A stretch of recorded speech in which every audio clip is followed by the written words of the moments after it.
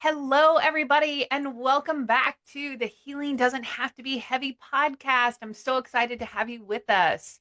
I'm Angie Berrett. I am a trauma informed coach, I'm a play expert, I'm a registered nurse, and I'm also a child abuse survivor.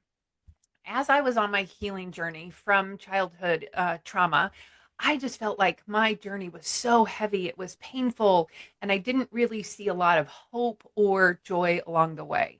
And now that I'm where I am and have play and movement and fun and joy in my life and on my journey, I want to share that message of hope and of joy with other women looking to struggle or who are struggling, working to heal through their own traumas. And so I have started this podcast. I'm doing this podcast to bring amazing resources for you out there to see what other options there are out there, to hear amazing stories of survivors, and to give you a glimmer of hope and of joy, of possibility for your journey along the way, wherever you might be. And I have an incredible guest for you today. I'm so excited to share her with you. And before we do that, just want to give a quick little trigger warning disclaimer. We are going to be talking about mental health. We are going to be talking about mental health struggles. So if you find that issues are coming up for you, you're starting to feel overwhelmed, please definitely step back, ground into your body, yourself, do what you need to do, take care of yourself. And then I invite you to come back and listen because our guest today has a really incredible story and has some amazing resources that she's going to share with you. So I invite you to come back, but take care of yourself. Don't push through if you're feeling like this is a little much for you at the moment. Do what's best for you. So along with that, stick around till the end because she has a special free gift for you, and so do I, to help you find lightness and joy and moments of peace and hope on your journey. So, without further ado, let me introduce you to our guest today, and I will have her tell you all about her. So, Tina, welcome to the show. I'm so excited to have you. Angie, I am so excited to be here and have this discussion with you today. Well, thanks for coming on. So, tell us about you and how you got to where you are and what you do. So let's see. A little bit about me. My name is Tina C. Hines. I am a certified intuitive life coach. I've been a coach for over 13 years. But prior to that, I spent over 30 years in corporate America as an executive assistant. I worked in philanthropy, media, as well as nonprofit and pharmaceutical. So I was all over the gamut in my corporate career. I got little pieces of it everywhere. And in the process of that, during towards the end, I had gone through some challenges, which we're going to discuss today, that led me to being a certified life coach. And I'm excited to share this journey with everybody. Well, amazing. What a switch to go from corporate America to intuitive life coach. So what was your journey that got you there? How did you make that switch? I always like to say I was minding my business in corporate America, and then and then life started happening. A lot of us, we go through a myriad of challenges, and life keeps lifing. And for me, the trigger that happened was I'm an only child, and my mom had suffered a ruptured cerebral aneurysm. Oh. And I was so busy taking care of her that I forgot to take care of myself in the midst of it. And I'm quite sure many of your listeners have been there before where we're taking care of our children, our spouses, our parents who are aging, so many different people, and we put ourselves last. And that's what happened. After the journey of taking care of my mom and getting her back to a stable space where she's still good and living with by herself, I returned home and I realized that I was not the same when I returned home. I left my suitcase at the foot of the bed and I started back going through the motions of going back to work, going every day, almost like I was running on fumes. And I could not fully describe what was happening. I just know that there was a period of sadness Hmm. and I was bonding with my bed more than I needed to. And my son at the time, he was a teenager, but he was like left alone and having to fend for himself. And slowly but surely, things just did not feel right. But again, I didn't understand what was happening. One minute I'm happy, one minute I'm sad. One minute I'm in the bed, one minute I'm out. And it wasn't until I was in the office one day and I was preparing to leave. And my executive said to me as I'm walking out my office, she goes, Tina, are you okay? And our common response is, I'm fine. Fine. Yeah. Because we don't want the discussion after if we say we're not fine. Because that's going to add, that's too many questions are going to come that you may not be ready to answer or prepared or know how to answer. And so she asked the question, and I'm walking out the door to leave for the day. And I said, I'm fine. And I stopped. And I turned around and I looked at her and I said, I'm not fine. And I don't know what's going on with me. And it's taking me every ounce of strength not to crawl under my desk every day in the fetal position and cry. Wow. And, when I said that to her, by trade, she's a geriatrician. And she says, okay, how can I best support you? How can I help you? And, we went in her office and I started sharing a little bit of what I was experiencing. And I says, I really don't know how you can help me. I just know that I'm not okay. Um, and every time I hear the song by Jelly Roll, who sings, I'm not okay, I'm barely getting by, I'm like, that's my song. That's my jam. I relate to that. Yeah. Because it has meaning because you're not okay, you're barely getting by, and you're losing track of everything that's going on. You're just going through the motions. And as parents, a lot of us do that. As children of taking care of our loved ones, that's what we do. We're just flowing through the motions. And so we had a little bit of a conversation, and he says to me, I says, I don't know. I just need to not take care of everybody else. And I says, if I'm going to be transparent with you, here's what I need. I need not to be your assistant. I need not to be my mother's daughter. I need not to be my son's mother. I just need to simply be. And I don't know what comes after that be, but all I want to do is simply be and not be responsible for anybody else and their stuff.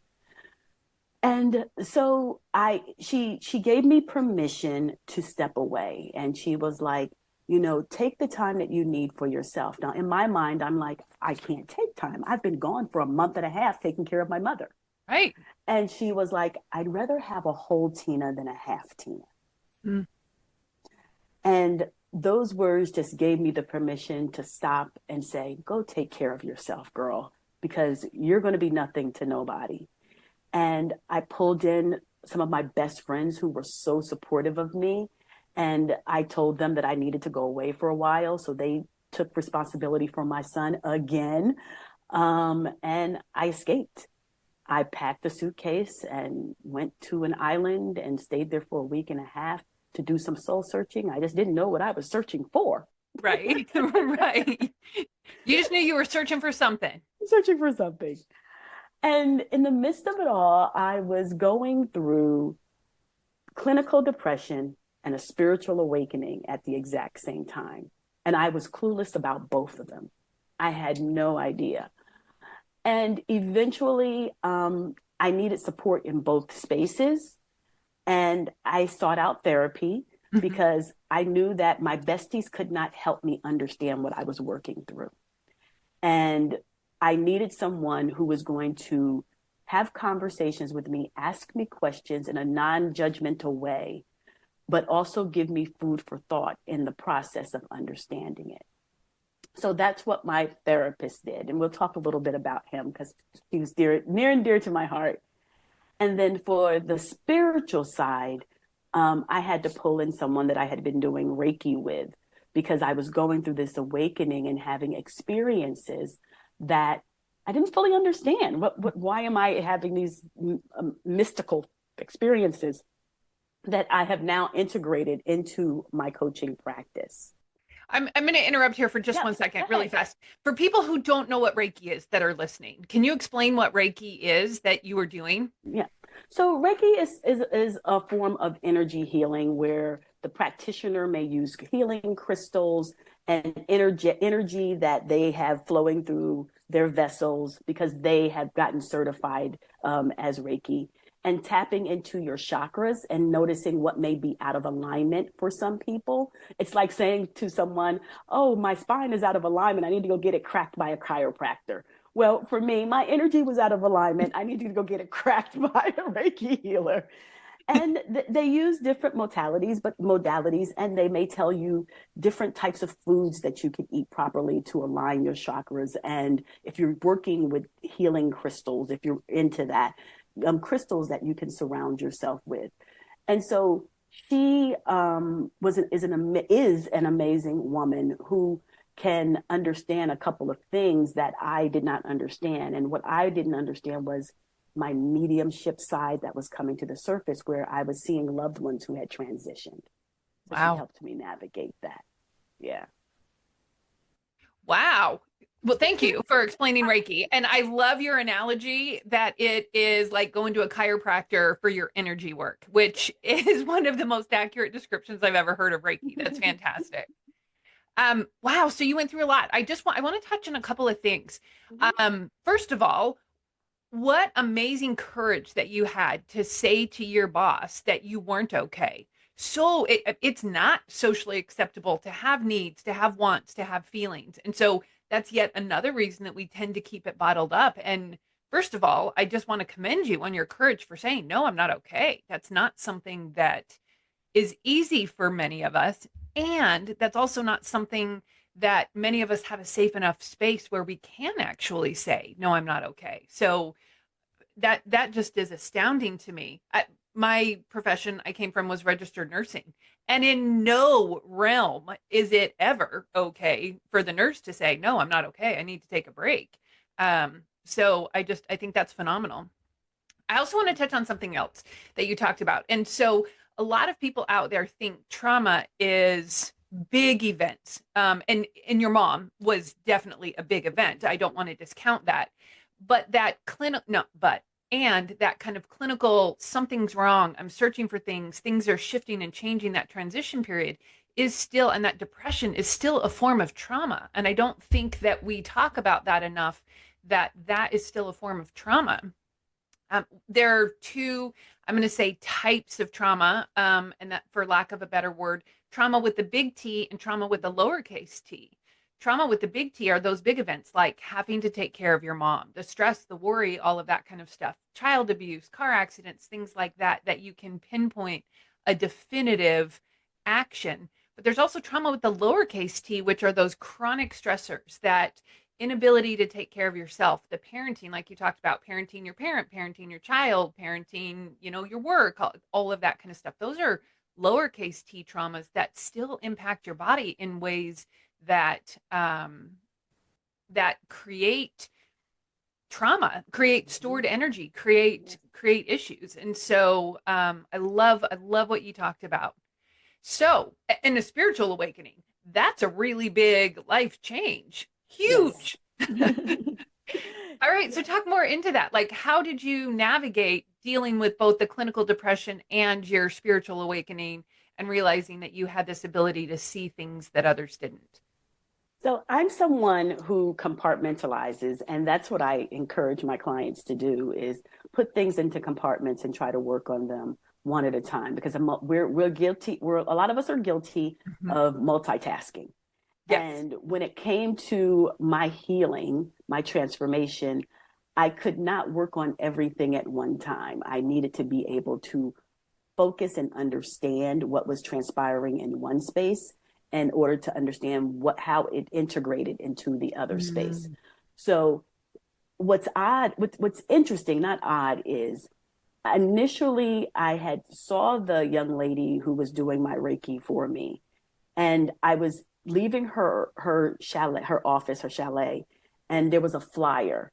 And in the midst of that, before that, I had been searching for a therapist. Here's the one thing I always want people to know: if a therapist does not work out for you, you can fire them. Because Yes. I had been, I like to say, interviewing multiple therapists, and so many of them were quick to want to give me meds or want to talk to me for 15 minutes and diagnose me. And in my mind, I'm like, no, you didn't even hear half of what I said. And so I went through 4 therapists before I found the right one. And I happened to be leaving, my Reiki Girls space, and there was a flyer about a workshop that someone was leading. And when I looked at the person leading, like the energy connected with him. And I went and started researching his background and learned that he was a licensed clinical social worker. And I'm like, okay, wait a minute, this might be my dude. I called him. I called him on a Saturday morning. And of course, I didn't get an answer. But he called me back within an hour. And I explained to him briefly what I was experiencing. And he gave me this simple word. He says, until we meet face to face, I only want you to flow. FLOW. And I'm sitting there like, flow where? And flow with what? And how do I flow? Give me more. What do I do with the flow? And he says, I just want you to be calm. If you feel like crying, allow your tears to flow. If you feel like being happy, allow the happiness to flow. Just flow through whatever emotion that you are experiencing in the moment. Honor it until we see each other. And those words were enough to say, this is my guy. Mm-hmm. And the next week, this man, literally, I had gone to therapists who lived 10, 15 minutes from me. He was 45 minutes to an hour from me. When I walked into his office, I saw a sound bowl. That was the second indicator that this is my guy who's going to help me. Yeah. And the third was, he said, can we meditate before we start our session? And I go, we sure can. And so that was the indicator I needed to dump everybody else. And I just started working with him. And I told my Reiki girl, I was like, I found this flyer in your office and I'm working with this dude. And she's like, oh yeah, he's really nice. And we had a great therapist-client relationship. And he helped me to understand and navigate a lot of the emotions that I was feeling, good, bad, or indifferent. A little bit of the anger that I was feeling with my mom and her health. And such an interesting journey. And we navigated so much that it gave me clarity in order to start working on the metaphysical. And so then I started working on the metaphysical, but then here's the most interesting part of this journey. One day I come to his name is Ray. I go to Ray's office and I go, I need to share something with you right now. I think I feel a little comfortable. He goes, yeah, okay. And I said, but you have to make me one promise. And he goes, what? I said, you can't put me in a hospital. And he goes, can't put you in a hospital. He's like, whoa. He says, are you going to hurt yourself? And I go, no, I love me. I love me a lot. I don't feel like hurting myself. He says, are you going to hurt anyone else? I go, oh, no, I'm not going to hurt anybody else. I'm too pretty for jail. Yeah, right. Okay. He says, okay, fine. And I go, well, I've been seeing my grandmothers, my great aunt, my great great grandmother. And he goes, oh, Tina. He's like, well, that's good. And I go, And I said, you promise you're not going to put me in the hospital, right? He goes, no, Tina, I'm not going to put you in the hospital. What? I goes, they're dead. They're dead. And I'm looking at him trying to gauge what he's thinking. And he goes, oh, Tina, that's so beautiful. And I go, I'm not crazy? He goes, no, Tina, you're not crazy. I go, okay, good. So I explained to him what I was experiencing about seeing my loved ones who had transitioned. And what I loved is he wasn't trying to fix the metaphysical side. Mm-hmm. He stayed focused on the mental health side. And he created the space for me to speak freely and share about it, but not in a way, well, we need to work on that, Tina. Let's explore why you keep seeing the dead people. And let's put you on some sort of medication because you're now hallucinating. Let's do that. Yes. And I love that about him.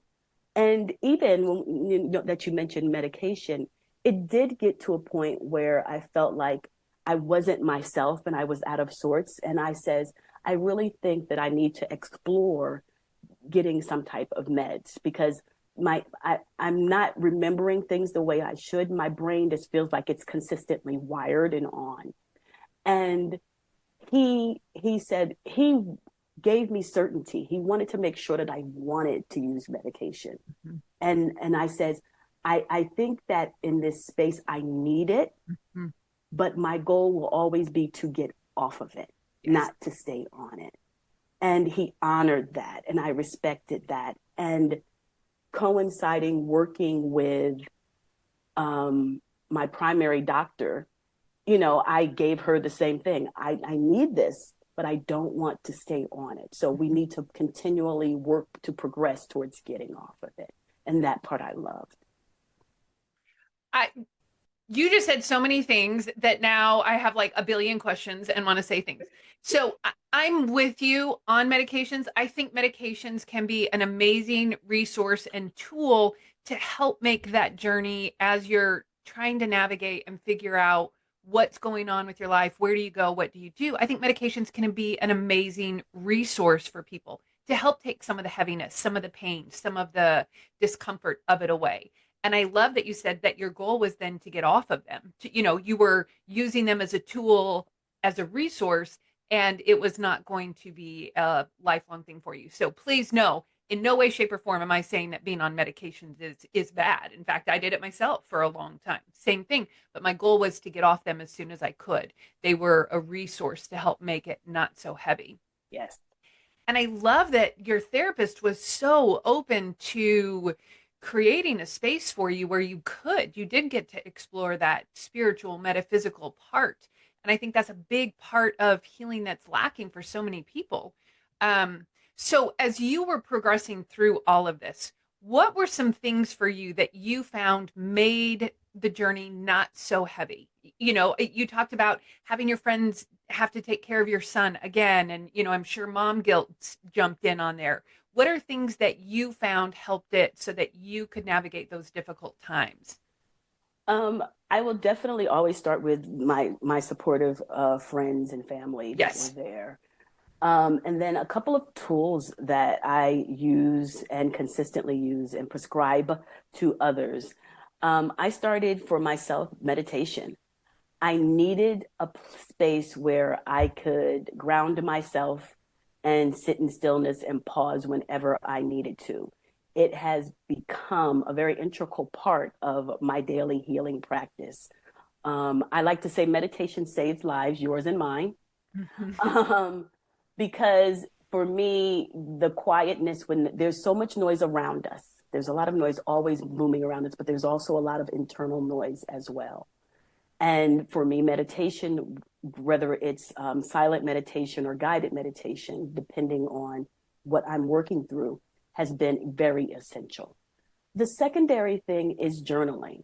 Mm. I am a huge advocate for journaling. I feel that journaling allows you to release some of the good stuff and the not so good stuff at the same time, because most people always think, oh, I've got to write bad stuff in my journal. No, it's to release everything. And also sitting in gratitude for certain experiences that you've had. Um, Journaling is key because where you struggle to find clarity, when you're writing it in a journal, it creates space for new information to come in. It's like when we're harboring a lot in our brains, it's like sitting up there with the grocery list. And when we start to write it down, then there's like, oh, okay, now it makes sense. We're always putting together this 100-piece puzzle, and pieces may come along our journey of working through situations, but we can't find it because it's all in our brain mixed up with a whole bunch of other stuff that's going on in our lives. So journaling has been very essential to my well-being as well. So That's amazing. I'm going to ask you kind of a random question and then I'll tell you why.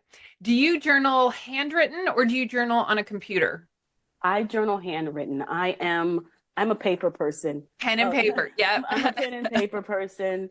Even with books, I don't like audio books. I can't listen to them. I prefer to read a paper book and turn the pages and highlight.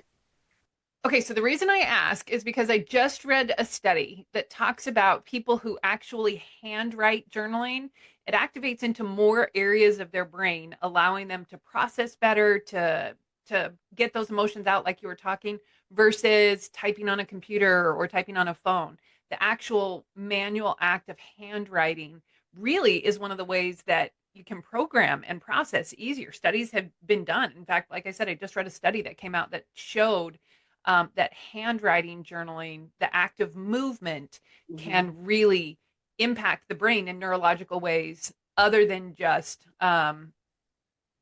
it gets things out of your head, but the Yes. actual act of handwriting. So I find that very interesting that you already find that comfort with it Yeah. when you do the handwriting. And also, what I find that a lot of times when people are writing, they tend to edit when they write. And when I am guiding my clients, when I give the instruction, because working with me, you have to journal. There's not an option. Mm-hmm. Um, and I says, do not edit your words because whatever came out was supposed to come out, even if the sentence structure wasn't how you normally would say it. It was supposed to come out that way because there's messages written in between some of what you have written. And sometimes you may not get it in that moment. It'll come, or for pieces that they choose to share with me. I'm like, so here's the message in what you just wrote. Excuse me. And they're like, how did you get that from what I just wrote? And I was like, because I'm not emotionally attached to your stuff. And I can see in between what you may not be able to see immediately. When you journal like that, I had a therapist that recommended that I do it. She called it stream of conscious journaling. You just Mm-hmm. write, no periods, no punctuation. You don't worry about any. You just let it kind of almost like word vomit onto the journal, and it allows you to tap into that subconscious part of our brain that's holding a lot of that trauma, that storage, that pain that we're not necessarily aware of that we're holding on to. So I love that. And then to have somebody that can help interpret what that means is amazing. That's an incredible resource. Yeah, I do it all the time. I amaze myself. Yeah. I can't even get it all right. I amaze myself because I sit there and say, like, where did that come from? Like, how did I get that? And but then when I say it and my client looks at me, they're like, yeah, that makes sense. I understand it. And I'm like, I don't know where it came from, but I'm always guided with seeing things different. Like a quick example. I was doing a workshop once in Anguilla, and there was a woman there, and she says, "Oh, I miss sleep." And everyone was like, "Oh," I said, "Did you hear what she said?" And they were like, "Yeah, she missed sleep." I said, "No, she asked for help." Hmm. And they're like, "What?" She said sleep. She didn't say help. I said, "No, she asked for help." So I hear what's not said. Yes.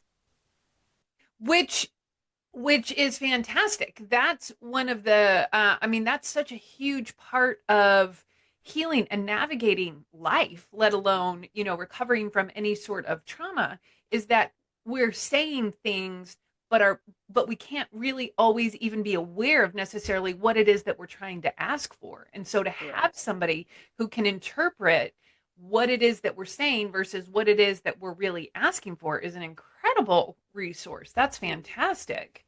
And that's been part of my journey of going through. I honestly say that that's part of my journey, the healing part of my journey. So I would be able to utilize my experience with clinical depression, my experience of the challenges that it took to overcome it, in order to help others who are coming behind me. There's no such thing as coincidence when it comes to certain experiences that we have. Would I have liked it to happen? Hell no. Hell no. But did it happen? Yes. And did it serve a purpose? Of course it does, because now women who come to me, Mhm. some of them have experienced some little T's or big T's, but they know they're speaking with someone who understands it and who has the resources to support them in working through it. I love that. It made me think of I was doing energy work with one of my healers and guides on my journey, and he asked me, um now my child abuse was very uh, uh challenging, hard, horrific. And he said to me, so Angie, if you were to have chosen this, what is the lesson that you would have wanted to get from this? And I thought, I didn't choose this. Like, what are you talking about? Don't ever make me, why would I pick this? And as I thought and really struggled with that question. I still don't know that I would necessarily choose to experience what I went through. And yet I can see how reframing that thought of this happened to me, this is horrible, there's nothing good that can come from it, into I now get to use a voice. I now get to speak up for others. I now get to create healing spaces. I now, get to help women heal with play and movement because that was so valuable for me. It becomes, when we reframe that thought process, kind of like what you were talking about, of course you wish you didn't have to go through what you did, and yet it helped to create the space for where you are now. Yes, most definitely. So, for anybody who's wishing they weren't where they are on their journey, 100%, I get it. I wish I didn't have to go through what I did. And Tina, it sounds like you wish you didn't have to go through what you did. Yeah. And yet, as you can continue to heal, find those moments of lightness, of joy, or of hope, then it becomes a space for you to create something new out of the pain. And that for Mm-hmm. me became something that made my healing journey not so heavy, when I was able to Yeah. create something beautiful, something that I was proud of out of the sorrow that I experienced. Yep. And that is exactly what happened, because in the process of it all, because there's this 3-year gap between me going through the therapy after the clinical depression and starting coaching. And in the process of that, I was listening to a podcast with Deepak Chopra. Mm-hmm. And he asked the simple question: I want you to ask yourself, who am I? And of course, we start with the labels. I'm so and so's mother, so and so's daughter. I'm all of these labels, all of these hats that we wear. And in the midst of it is like, but who are you to the core? And I wrote a little note in the side of my journal. I am a coach or something, speaker. I don't know. I'm something of some sort. And I would always have women come to my house and gather. We called ourselves a book club, but we weren't really a book club because we'd never read the damn book. Um, Right. we just were talking about some of our challenges as being women who are moms, single, married, whatever. And I had a flip chart, and they were like, "Oh God, Tina's serious today." And I started asking the question, "Well, who are you?" And that is what led me to this work that I'm doing today, because I asked them all, "What do you see me as?" And they were like, you always have some constructive feedback about a variety of things. And you do it from a place of love. And you do it from a place of, you want to help us and not seek anything in return. And from listening to them and listening to Deepak Chopra, that was my first stepping stone of, I need to do this coaching thing, and went to get certified as a coach and to start doing the work. And even in the midst of my corporate job, as I started working, balancing the two, like a lot of us do, Mm-hmm. I kept having experiences of helping people. And the most interesting part was when I made the decision that I was ready to leave the organization. And we had this thing called a tea. And certain colleagues would come up and talk about me and everything. And people were saying things that I'm sitting there like, I don't remember half of this. Like, oh, wow. And then the other half were coming up to me with like, we never knew you did all of this. You just stayed quietly in your office. And it's just, I just did. And one woman was shared, she's like, Tina doesn't know how one day she just saved me when she walked in my office. And she just closed the door and she gave me 5 minutes to cry. And she stood by the door and just let me cry. And then after 5 minutes, she says, okay, get up. We got work to do. And I'm just like, that was our secret. I wasn't telling anybody, because my thing is, I believe in confidentiality.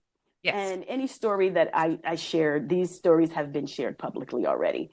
And when she shared that, I was like, oh, I wasn't going to tell anybody. Like, that was, I want you to know that you're safe when you come to me, because many times we don't feel, a lot of women don't feel safe enough that I can be my authentic self, that I can share that I'm not okay today. And you're not going to say, well, girl, get over it and move on, because we're tired of hearing, get over it. Mm-hmm. And it's going to be okay. in that moment, it doesn't feel like it's going to be okay, and I don't want to get over it. And so it's the journey has definitely been interesting. And as I always say, it's been a challenging one, but I know it's what I have been called to do because I was being groomed for it the entire time that I was in my corporate career. So, on that note, I'm going to leave you with the two nuggets that I'm taking from what Tina has just said is for those of you struggling on your journey, ask, who are you? Come up with who are you? And that's one of those things that you can do. Healing is going to be painful. There are moments that are going to be just incredibly challenging. And yet, when you can figure out who you really are at your core, not what everybody else has told you you are, but who you really are, that's when you start to find that connection to yourself, and healing becomes a little bit easier because you know who you are deep inside, and that can shift and navigate your path. And the other thing that I'm going to take from what you said, and I don't know that you were meaning it this way, but you also don't know who you might be helping along the way. So even though you may feel like you are not getting out of bed, you're struggling, you never know who you're going to be giving inspiration to along the way. And so just know that you might be somebody else's light and not even know it. Most definitely. All right. So I'm going to ask you my two questions, Tina, that I ask everybody. If you could change one thing on your healing journey with a magic wand, wave it, and it would be different. If anything, what would you change? Um, oh, see, this is gonna make me emotional. I I feel that this would be a big change, a big struggle to change. To have therapists, to have people who go to therapists for the help that they need. If there were more therapists who took the time to listen and understand Mm, versus listen and prescribe, because I think that my healing would have started quicker yes. versus having to funnel through a myriad of people who were just so structured and operating in a certain way. That would be definitely one thing that I would change in the process of. If I had found Ray first, life would Right. have been grand. It would have totally changed your Would have healing been pathway. totally, yes, Yeah. yes. I can understand that and relate to that. So then my next question is, if we could sit and talk in 12 months, where would you want your healing journey to be that it's not now? 12 months. This is always a serious big dream of mine and sort of semi do it. I would love to be in a tropical space like Bali, Indonesia, and having women come to that space to begin their healing or Mm. to work, continue their healing wherever they are in their healing space.